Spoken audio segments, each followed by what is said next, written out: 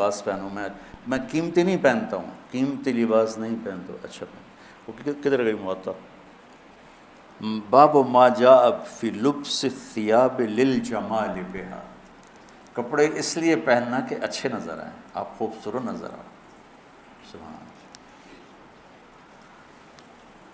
ہمارے پتہ مولوی کے بارے میں کیا تاثر ہے؟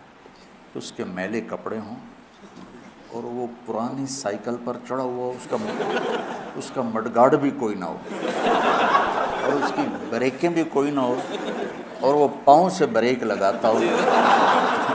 یہ تو ہے مولوی. اور جس کے کپڑے اچھے ہوں، گھر اچھا ہو، سواری اچھی ہو، وہ مولوی ہے ہی. مجھے ایک نوجوان نے پکڑ لیا، تم کیسے مولوی، اتنی بڑی بڑی گاڑیوں پہ چڑھتے ہو اور اتنے تمہارے پاس جائیداد ہے، اور مولوی تو سائیکل پہ ہوتے ہیں. یہ انگریز نے تاثر بٹھایا ہماری نسل میں مولوی کے بارے میں. تو میں مہنگے کپڑے نہیں پہنتا ہوں، میں صاف ستھرے کپڑے پہنتا ہوں اور صاف رہنے. میں جب مدرسے آتا ہوں آپ کو دیکھ کے میری طبیعت خوش ہو جاتی ہے کہ سارے ماشاءاللہ اجلے اجلے نظر آتے ہیں، اور کوئی ماشاءاللہ نسواری کوئی نہیں ہے.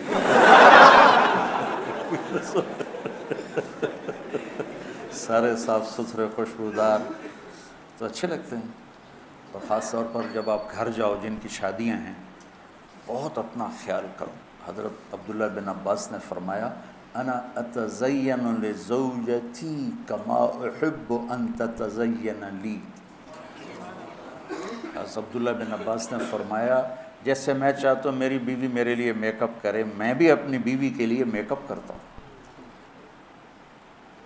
اور اللہ کے نبی نے اللہ کے نبی نے واضح فرمایا تزینوا لنسائکم، اپنی بیویوں کے لیے زیب و زینت اختیار کرو.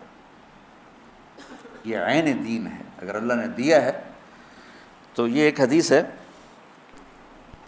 کہ ایک صحابی کو بھیجا، وہ گئے ہوئے تھے اونٹ چرانے. ثم ادبر یذهب فی الظہر وعلیہ بردان لہ قد خلقا. وہ جب صحابی واپس، اب پیچھے لمبی حدیث ہے، صحابی واپس آئے تو 2 پرانی چادریں ان کے اوپر تھیں. فنظر رسول اللہ صلی اللہ علیہ وسلم الیہ فقال اما لہ ثوبان غیر ھذین. تو آپ نے کہا اس کے پاس اور کپڑے کوئی نہیں ہیں، اس نے سے پرانے پہنے ہوئے ہیں. قلت بلا یا رسول اللہ لہ ثوبان فی العیبۃ کسوتہ ایجاہما. میں نے کہا یا رسول اللہ اس کے عیبہ، وہ بیگ کو کہتے ہیں، بیگ عیبہ، یہ چھوٹا بیگ حقیبہ، اس کے